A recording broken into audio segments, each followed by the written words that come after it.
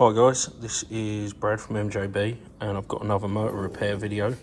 So this motor is a single phase motor from a pressure washer, and we've already taken a few bits off of it.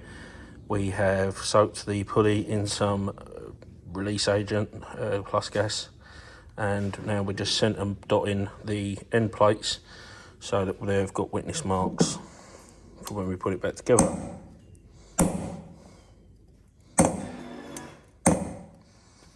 So we've got our centre dots up here, centre dots here. We've pulled the fan off. We've just got to pull the pulley off. So let's do that now.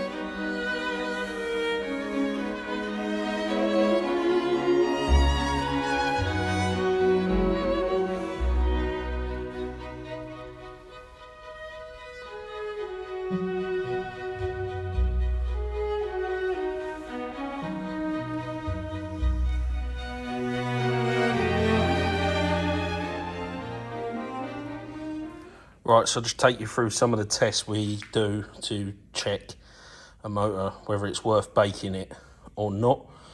Obviously, this is labelled so we know our pairs of windings, but we do need to check, obviously, the capacitors, and then we need to check the insulation resistance, which we will do with a insulation tester or a mega. So let's just check these caps quickly. This one's meant to be 30 UF, 30 microfarads. We turn our multimeter to capacitance. Press the yellow button. We've got 30.9, so that's good. So we take that one out. The other one, according to the motor plate, come on, is meant to be 180, I believe. Let's just double check that. Zoom in on the ratings plate. Capacitor, 160 to 200, I think. So the higher value is usually the start capacitor. So let's check this. I'm going to check for capacitance again on this cap. So again, and capacitance, yellow button. 172, so that's about what we'd expect. So the capacitors are good. We're done with the multimeter for now. So let's do an insulation resistance test. So, I mean, these can be picked up somewhat cheaper nowadays,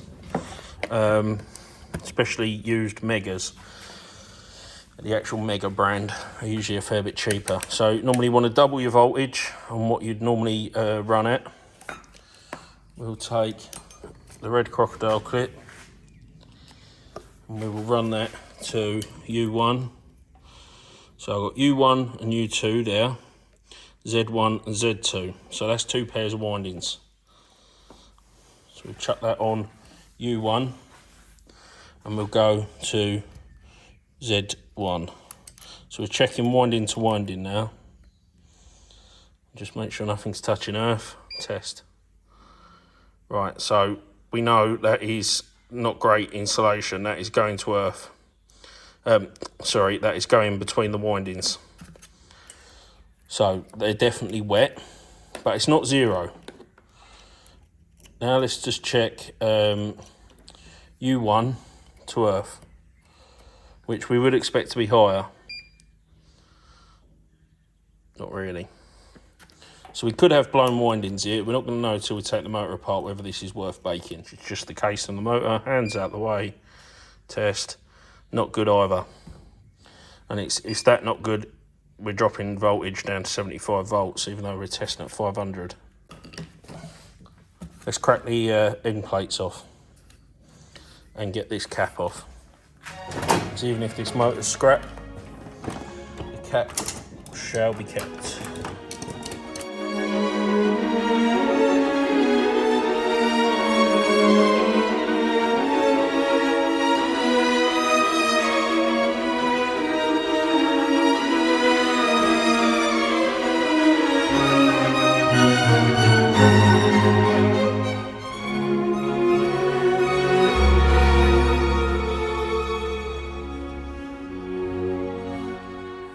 Right, let's take the end plates off.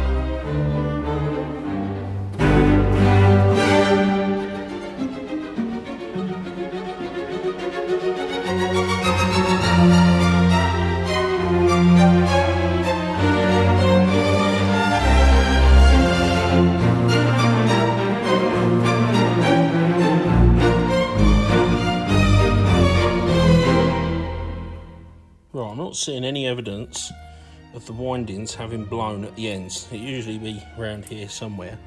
I can't see any evidence that the windings have blown in the slots either, which is the slots of this part in the core.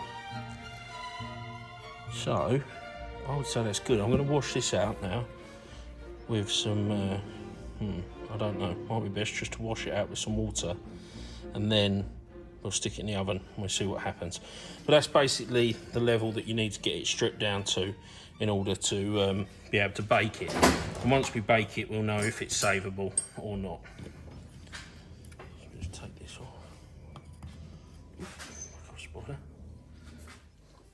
Right, so while that stator is baking, we need to get these bearings off of this rotor and then sort this centrifugal switch, because it is actually very rusty. So let's get these bearings off first.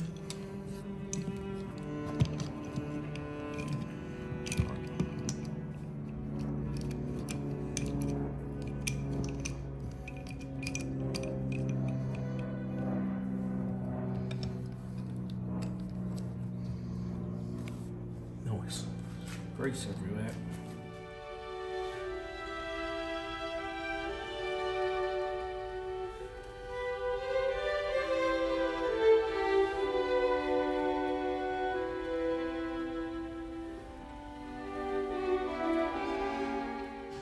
That's what happens when it's covered in grease.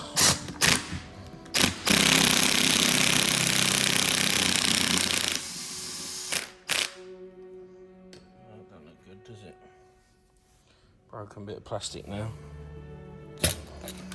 Where's that come from? Is that a broken bit of plastic? Ah, it's come from that ring there. Okay, that shouldn't be an issue. Right guys, so we've baked that stator for about 2 hours and we checked the insulation readings as we went along, and generally they were improving to earth. Unfortunately, they haven't improved winding to winding. So I'll just show you this now. So this is Z2 to earth. At 500 volts, you've got 550 mega ohms, over 550 mega ohms.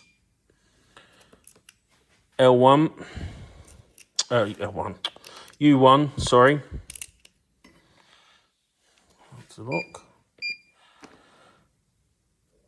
In excess of 550 mega ohms. So from each winding to earth, very good. Now if we go winding to winding, make sure they're all separated out nicely. So U1 to Z1.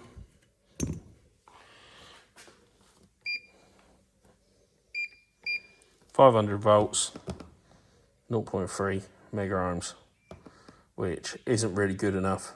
And you can see the voltage is dropping off slowly, so that is actually leaking a bit of voltage.